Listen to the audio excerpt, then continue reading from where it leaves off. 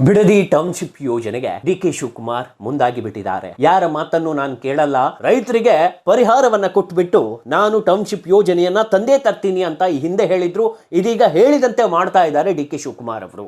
ನಾವು ಈ ಹಿಂದೆ ಈ ವಿಚಾರವಾಗಿ ವಿಡಿಯೋಗಳನ್ನು ಮಾಡಿ ಹಾಕಿದ್ವಿ. ಡಿ.ಕೆ. ಶಿವಕುಮಾರ್ ಅವರು ಒಂದು ರಾಂಗ್ ಸ್ಟೆಪ್ ಅನ್ನ ತೆಗೆದುಕೊಳ್ತಿದ್ದಾರೆ. ರೈತರ ಭೂಮಿಯನ್ನ ಇದೀಗ ನೆಲಸಮ ಮಾಡಿಬಿಟ್ಟು ಅಲ್ಲಿ AICT ಅಥವಾ ಬಿಡದಿ ಟೌನ್ಶಿಪ್ ಯೋಜನೆಯನ್ನ ಮಾಡ್ಲಿಕ್ಕೆ ಹೊರಟಿದ್ದಾರೆ ಅನ್ನೋದ್ರಾಗಿ ಒಂದಿಷ್ಟು ವಿಚಾರಗಳನ್ನ ಹೇಳಿದ್ವಿ. ಕಿವಿ ಮಾತನ್ನು ಕೂಡ ಹೇಳಿದ್ವಿ. ಸಿಎಂ ಆಗ್ತಾ ಇದ್ದಾರೆ. ಈ ಮೂಮೆಂಟ್ ನಲ್ಲಿ ಈ ತರದ ಒಂದು ಡಿಸಿಷನ್ ಎಲ್ಲೋ ಒಂದು ಕಡೆ ಅವರಿಗೆ ನೆಗೆಟಿವ್ ಆಗುತ್ತೆ ಅನ್ನೋ ರೀತಿ. ಸೊ ಆದ್ರೆ ಈಗ ಏನ್ ಮಾಡಿದ್ದಾರೆ ಡಿ.ಕೆ. ಶಿವಕುಮಾರ್ ಅವರು, ರೈತರನ್ನ ವಿಶ್ವಾಸಕ್ಕೆ ತೆಗೆದುಕೊಂಡು ಪ್ರತಿ ಎಕರೆಗೆ 2 ಕೋಟಿಯಂತೆ ರೈತರಿಗೆ ಪರಿಹಾರವನ್ನ ನೀಡಿ ಬಿಡದಿಯಲ್ಲಿ ಟೌನ್ಶಿಪ್ ಯೋಜನೆಯನ್ನ ಮಾಡ್ಲಿಕ್ಕೆ ಹೊರಟಿರುವಂತದ್ದು. ನೋಡಿ, ಡಿ.ಕೆ. ಶಿವಕುಮಾರ್ ಅವರು ಒಂದೊಮ್ಮೆ ಹೇಳ್ಬಿಟ್ರೆ ಅದನ್ನ ಮಾಡಿ ತೋರಿಸ್ತಾರೆ. ಆದ್ರೆ ಇಲ್ಲಿ ಬೇಸರ ಆಗ್ತಿರೋದು ಏನಕ್ಕೆ ಅಂತಂದ್ರೆ, ರೈತರ ಕಣ್ಣೆದುರೇ ಅವರು ಬೆಳೆದಂತ ಬೆಳೆಗಳೆಲ್ಲವೂ ನಾಶ ಆಗುತ್ತೆ. ಆ ನಾಶಕ್ಕೆ ಕಾರಣ ಯಾವುದು? ಬರಗಾಲ ಅಲ್ಲ ಅಥವಾ ಮಳೆ ಅಲ್ಲ.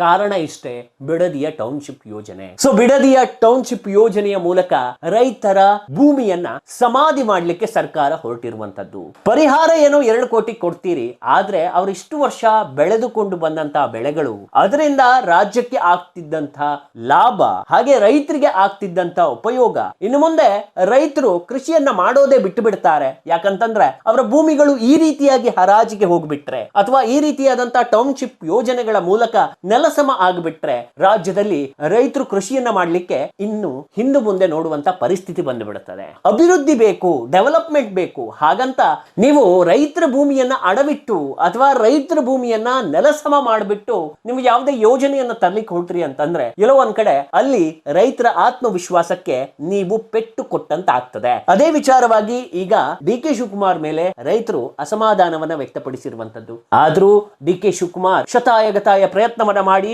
ರೈತರ ವಿಶ್ವಾಸವನ್ನ ತೆಗೆದುಕೊಂಡು 2 ಕೋಟಿ ರೂವನ್ನ 1 ಎಕರೆಗೆ ಕೊಡಲು ತೀರ್ಮಾನಿಸಿದ್ದಾರೆ. ಹಾಗಾದ್ರೆ ಏನಿದು ಬಿಡದಿ ಟೌನ್ಶಿಪ್ ಯೋಜನೆ? ಏನೇನು ಮಾಡ್ತಾರೆ ಈ ಯೋಜನೆ ಮೂಲಕ? ಯಾರಿಗೆ ಪ್ಲಸ್, ಯಾರಿಗೆ ಮೈನಸ್? ಈ ವಿಚಾರವಾಗಿ ವಿರೋಧ ಪಕ್ಷಗಳು ಏನಂತಾವೆ? ಇದೆಲ್ಲ ವಿಚಾರವನ್ನ ಇಂದಿನ ಈ ವಿಡಿಯೋದಲ್ಲಿ ನಾವು ಮಾಹಿತಿಯನ್ನು ಹಂಚಿಕೊಳ್ತೇವೆ. ನೀವಿನ್ನು ನಮ್ಮ ಚಾನೆಲ್ ಅನ್ನ ಸಬ್ಸ್ಕ್ರೈಬ್ ಆಗದಿದ್ದಲ್ಲಿ ಸಬ್ಸ್ಕ್ರೈಬ್ ಆಗಿ, ಹಾಗೆ ಬೆಲ್ ಐಕಾನ್ ಕ್ಲಿಕ್ ಮಾಡೋ ಮೂಲಕ ನೋಟಿಫಿಕೇಶನ್ ಅನ್ನ ಪಡೆಯಿರಿ. ರಾಜ್ಯ ಸರ್ಕಾರ ಬಿಡದಿ ಟೌನ್ಶಿಪ್ ಯೋಜನೆಯ ಬಗ್ಗೆ ಪರ ಹಾಗೂ ವಿರೋಧದ ಜಟಾಪಟಿ ನಡುವೆಯೇ ಡಿ.ಕೆ. ಶಿವಕುಮಾರ್ ಅವರು ಬಿಡದಿಯ ಟೌನ್ಶಿಪ್ ಯೋಜನೆಯನ್ನ ನಾನು ಮಾಡ್ತೇನೆ ಅಂತ ಹೊರಟಿರೋದು. 2 ಕೋಟಿ ರೂವನ್ನ 1 ಎಕರೆಗೆ ಕೊಡ್ತಾ ಇರೋದು. ಈಗಾಗಲೇ ಚೆಕ್ ಅನ್ನ ವಿತರಿಸಿ ಆಗಿದೆ ರೈತರಿಗೆ. ಅದು ಅಕೌಂಟಿಗೆ ಬಿದ್ದ ಮೇಲೆ ನಂಬಿಕೆ ಬರೋದು, ದುಡ್ಡು ಕ್ರೆಡಿಟ್ ಆಯ್ತಾ ಇಲ್ವಾ ಅಂತ. ಬೌನ್ಸ್ ಆಗ್ಲಿಕ್ಕಿಲ್ಲ ಅಂತ ನಾನು ಅನ್ಕೊಂಡಿದ್ದೇನೆ. ನೋಡ್ಬೇಕು, ಚೆಕ್ ಬೌನ್ಸ್ ಆದ್ರೂ ಆಗ್ಬೋದೇನೋ. ಮತ್ತೆ ಡಿ.ಕೆ. ಶಿವಕುಮಾರ್ ಅವರ ಈ ನಿರ್ಣಯ ಏನಿದೆ ಅದು ಅವರ ಪೊಲಿಟಿಕಲ್ ಲೈಫಿಗೆ ಒಂದಿಷ್ಟು ಹಿನ್ನಡೆಯನ್ನು ತರಬಹುದು.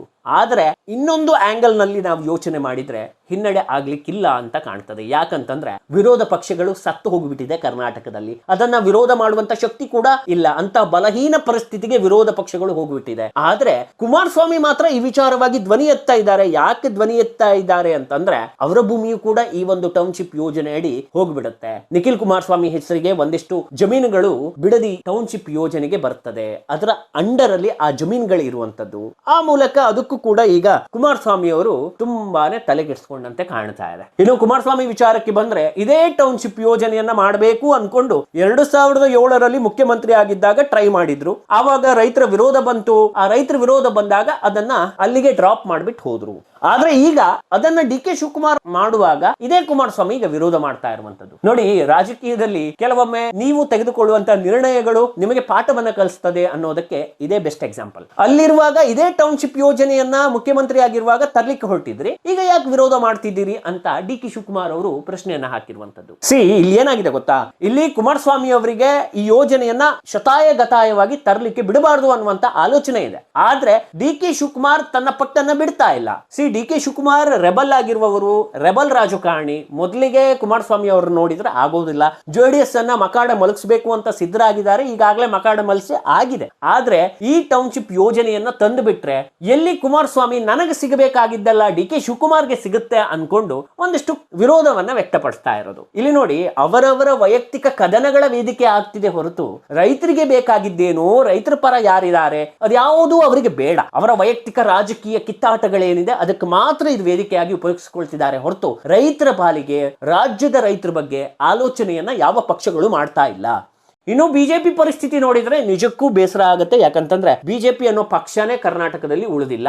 ಇದನ್ನ ಮೈನ್ ಆಗಿ ವಿರೋಧ ಮಾಡಬೇಕಾದಂತ ವಿರೋಧ ಪಕ್ಷಗಳೇ ಕೈ ಕಟ್ಟಿ ಸೈಲೆಂಟ್ ಆಗಿ ಕೂತು ಬಿಟ್ಟಿದೆ. ಸೊ ಇಲ್ಲಿ ಏನಾಗುತ್ತೆ ಗೊತ್ತಾ, ಒಂದು ಯೋಜನೆಯನ್ನ ತರಲಿಕ್ಕೆ ಹೋಗ್ತಾರೆ ಅಂತಂದ್ರೆ ಆ ಯೋಜನೆಗೆ ಅದರದೇ ಆದಂತ ಚೌಕಟ್ಟಿರ್ತದೆ. ಆ ಚೌಕಟ್ಟನ್ನ ಮೀರಿ ಹೋಗಕ್ ಆಗಲ್ಲ. ಆದ್ರೆ ಸಮಾಜಕ್ಕೆ ಅದರಿಂದ ಕೊರತೆ ಆಗುತ್ತೆ, ಸಮಾಜಕ್ಕೆ ಅದರಿಂದ ಪ್ರಾಬ್ಲಮ್ ಆಗುತ್ತೆ ಅಂದಾಗ ರೈತರು ಒಂದಾಗಬೇಕು. ಈ ಕಡೆಯಿಂದ ವಿರೋಧ ಪಕ್ಷಗಳು ಕೂಡ ಧ್ವನಿಯಾಗಿ ರೈತರ ಪರ ನಿಲ್ಲಬೇಕು. ಆದ್ರೆ ಅದ್ಯಾವುದು ಅಲ್ಲಿ ಆಗ್ತಾ ಇಲ್ಲ. ರೈತರಿಗೆ ಎಷ್ಟರ ಮಟ್ಟಿಗೆ ಹೋರಾಟ ಮಾಡಬಹುದು. DK has a power. ಆ ಪವರ್ ಮೂಲಕ ಅವ್ರು ಏನ್ ಬೇಕಾದ್ರೂ ಮಾಡ್ತಾರೆ. ಈಗ ರೈತರ ಪರವಾಗಿ ಮಾತನಾಡುವಂತ ವಿರೋಧ ಪಕ್ಷಗಳು ನ್ಯೂಟ್ರಲ್ ಆದಾಗ ರೈತರು ಕಾಂಪ್ರಮೈಸ್ ಆಗಿ 2 ಕೋಟಿಗೆ ಒಪ್ಕೊಂಡು ಹೋಗ್ಲೇಬೇಕಾಗತ್ತೆ. ಬೇರೆ ಆಪ್ಷನ್ ಇಲ್ಲ. ಕೋರ್ಟ್ ಕೂಡ ಹಾಗೆ ಹೇಳುತ್ತೆ, ಪರಿಹಾರವನ್ನ ತೆಗೆದುಕೊಂಡು ಭೂಮಿಯನ್ನ ಬಿಟ್ಟು ಕೊಡಿ ಅಂತ. ಅದು ಫಲವತ್ತಾದ ಭೂಮಿ ಅಲ್ಲ, ಅಲ್ಲಿ ಬೆಳೆ ಬೆಳೀಲಿಕ್ಕೆ ಸಾಧ್ಯ ಇಲ್ಲ ಅನ್ನೋ ರೀತಿಯಾಗಿ ಡಿಕೆಶಿ ಹಿಂದೆ ಮಾತನಾಡಿದ್ರು. ನಿಜವಾಗಿ ಅದಲ್ಲ, ಅದು ಫಲವತ್ತಾದ ಭೂಮಿಯೇ. ಆ ಭೂಮಿಯಲ್ಲಿ ಒಂದೊಳ್ಳೆ ಹಸಿರಿದೆ, ಆ ಭೂಮಿಯಲ್ಲಿ ಒಂದೊಳ್ಳೆ ಬೆಳೆಗಳನ್ನ ಬೆಳೀತಾ ಇದ್ದಾರೆ ಈಗಾಗಲೇ ರೈತರು. ಅವರನ್ನ ನೀವು ಓಡಿಸ್ಬಿಟ್ಟು ನೀವು ಟೌನ್ಶಿಪ್ ಯೋಜನೆಯನ್ನ ಮಾಡ್ತೀರಿ ಅಂತಂದ್ರೆ ನಿಜಕ್ಕೂ ಬೇಸರದ ಸಂಗತಿ ಅಂತಾನೆ ಹೇಳ್ಬೋದು. ಆಲ್ರೆಡಿ ಬೆಂಗಳೂರು ಪೊಲ್ಯೂಷನ್ ಇಂದ ಹಾಳಾಗ್ಬಿಟ್ಟಿದೆ. ಎಲ್ಲೋ ಒಂದ್ ಕಡೆ ಬಿಡದಿ ಅಂತಹ ಒಂದಿಷ್ಟು ಪ್ರದೇಶಗಳು ಇದೀಗ ಹಸಿರಾಗಿ ಉಳಿದುಕೊಂಡಿರುವಂತದ್ದು. ಅದು ಕೂಡ ಇನ್ನು ಮುಂದೆ ಸಿಲಿಕಾನ್ ಸಿಟಿ ಆಗ್ತಾ ಹೋಗ್ಬಿಟ್ರೆ ಮುಂದೊಂದ್ ದಿವಸ ನೀವುಗಳು ಉಸಿರಾಡೋಕ್ಕೂ ಕೂಡ ಪ್ರಾಬ್ಲಮ್ ಆಗಿಬಿಡುತ್ತೆ. ಡೆಲ್ಲಿಯಲ್ಲಿ ಆಗುವಂತ ಪರಿಸ್ಥಿತಿ ಬೆಂಗಳೂರಿಗೆ ಇನ್ನು ಹೆಚ್ಚು ದಿವಸ ಇಲ್ಲ. ಸದ್ಯದಲ್ಲೇ ಆ ಪರಿಸ್ಥಿತಿ ಬಂದು ಬಿಡುತ್ತೆ. ನೀವು ಪರಿಶುದ್ಧ ಗಾಳಿಯನ್ನು ತೆಗೆದುಕೊಳ್ಬೇಕಂತಂದ್ರೂ ಡೆಲ್ಲಿಯಲ್ಲಿ ಹೇಗೆ ದುಡ್ಡು ಕೊಡಬೇಕು ಅದೇ ಪರಿಸ್ಥಿತಿ ಬೆಂಗಳೂರಿಗೆ ಬಂದು ಬಿಡುತ್ತೆ. ನೀವು ಬೆಂಗಳೂರಿನ ಆಸುಪಾಸು ಇರುವಂತ ಗಡಿ ಪ್ರದೇಶಗಳನ್ನ ಚೆನ್ನಾಗಿ ಇಟ್ಕೊಂಡ್ರೆ, ಅಲ್ಲಿನ ಹಸಿರುಗಳು ಹಾಗೆ ಉಳಿದು ಬಿಟ್ರೆ ಎಲ್ಲೋ ಒಂದ್ ಕಡೆ ಬೆಂಗಳೂರು ಉಳಿಬಹುದೇ ಹೊರತು ನೀವು ಈ ತರ ಟೌನ್ಶಿಪ್ ಯೋಜನೆಗಳನ್ನ ಮಾಡಿಕೊಂಡು ಇರುವಂತ ಭೂಮಿಗಳನ್ನು ನಾಶ ಮಾಡಿ ಮರಗಳನ್ನ ಕಡಿದು ಅಲ್ಲಿ ನೀವು ಒಂದು ಕಾರ್ಖಾನೆಯನ್ನು ಅಥವಾ ಒಂದು ಟೌನ್ಶಿಪ್ ಯೋಜನೆ ಮೂಲಕ ಐಟಿ ಬಿಟಿ ಕಂಪನಿಗಳನ್ನ ಸ್ಥಾಪನೆ ಮಾಡ್ತಾ ಹೋದ್ರಿ ಅಂತಂದ್ರೆ ಅಲ್ಲಿಗೆ ಇಡೀ ಬೆಂಗಳೂರು ಅಕ್ಷರಶಃ ತಲ್ಲಣವಾಗ್ಬಿಡುತ್ತೆ. ಅಲ್ಲಿಗೆ ವಾಯು ಮಾಲಿನ್ಯ ವಿಪರೀತವಾಗ್ಬಿಡುತ್ತೆ. ಮಳೆಗಳು ಬರಲ್ಲ, ಬೆಳೆಗಳಿರಲ್ಲ, ಊಟಕ್ಕೆ ಅನ್ನನೂ ಇರಲ್ಲ, ಗಾಳಿಯನ್ನು ದುಡ್ಡು ಕೊಟ್ಟು ಸೇವಿಸಬೇಕಾದಂತ ಪರಿಸ್ಥಿತಿ ಬಂದುಬಿಡುತ್ತೆ. ಸೊ ಡಿ ಕೆ ಶಿವಕುಮಾರ್ ಅವರು ಯಾರು ಹೇಳಿದ ಮಾತನ್ನು ಕೇಳಲ್ಲ. ಟೌನ್ಶಿಪ್ ಯೋಜನೆ ಬಂದೇ ಬಿಡುತ್ತೆ, ಏನು ಮಾಡಕ್ಕಾಗಲ್ಲ. ಒಟ್ಟಾರೆ ಇಲ್ಲಿ ಇವರ ರಾಜಕೀಯ ಕಿತ್ತಾಟಕ್ಕೆ ಬಲಿಯಾಗಿದ್ದು ಮಾತ್ರ ರೈತರ ಭೂಮಿ ಅಂತಾನೆ ಹೇಳ್ಬಹುದು. ಡಿ ಕೆ ಶಿವಕುಮಾರ್ ಅವರ ಈ ಹಠ ಎಲ್ಲೋ ಒಂದ್ ಕಡೆ ಅವರಿಗೆ ಮೈನಸ್ ಆದ್ರೂ ಅವರ ಪೊಲಿಟಿಕಲಿ ಇದು ಪ್ಲಸ್ಸೇ ಆಗತ್ತೆ. ಯಾಕಂತಂದ್ರೆ ವಿರೋಧ ಪಕ್ಷಗಳು ಸತ್ತಿರುವ ಕಾರಣಕ್ಕೆ ವಿರೋಧ ಪಕ್ಷಗಳು ದೌರ್ಬಲ್ಯ ಆಗಿಬಿಟ್ಟಿದೆ. ಅವರಿಗೆ ನರ ದೌರ್ಬಲ್ಯನೋ ಅಥವಾ ಯಾವ ದೌರ್ಬಲ್ಯನೋ ಗೊತ್ತಿಲ್ಲ.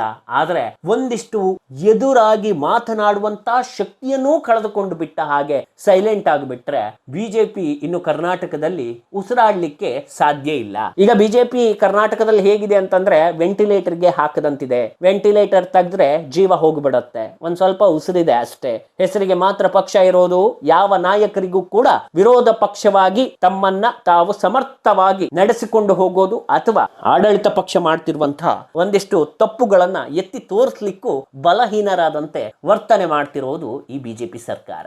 ಒಟ್ಟಾರೆ ಕಾಂಗ್ರೆಸ್ಗೆ ಇದೀಗ ಪರ್ವಕಾಲ ಅಂತಾನೆ ಹೇಳ್ಬೋದು. ಆದ್ರೆ ರೈತರ ಭೂಮಿಯನ್ನ ಕಸಿದಿದ್ದು ನಿಜಕ್ಕೂ ಬೇಸರದ ಸಂಗತಿ. ನೀವು ಪರಿಹಾರವನ್ನ ಕೊಡ್ಬೋದು, ಆದ್ರೆ ಅವರಿಗೆ ಅಲ್ಲಿ ಸಿಕ್ಕಂತ ನೆಮ್ಮದಿಯನ್ನ ಯಾವತ್ತೂ ನಿಮ್ಮಿಂದ ಕೊಡ್ಲಿಕ್ಕೆ ಆಗೋದಿಲ್ಲ. ಡಿ ಕೆ ಶಿವಕುಮಾರ್ ಅವರೇ, ಅದೇನೇ ಇರ್ಲಿ, ಟೌನ್ಶಿಪ್ ಯೋಜನೆ ಮಾಡ್ಲಿಕ್ಕೆ ಹೊರಟಿದ್ದೀರಿ, ಆದ್ರೂ ಇನ್ನೊಮ್ಮೆ ಯೋಚನೆ ಮಾಡಿ, ಇನ್ನೊಮ್ಮೆ ಇದ್ರ ಬಗ್ಗೆ ಅವಲೋಕನ ಮಾಡಿ ನಂತರ ಡಿಸಿಷನ್ ತಕೊಳ್ಳಿ ಅನ್ನೋದೇ ನಮ್ಮ ಆಶಯ. ಈ ಒಂದು ವಿಡಿಯೋ ಬಗ್ಗೆ ನಿಮ್ಗೆ ಏನನ್ಸುತ್ತೆ ಅನ್ನೋದನ್ನ ಕಮೆಂಟ್ ಬಾಕ್ಸ್ ನಲ್ಲಿ ತಿಳಿಸಿ.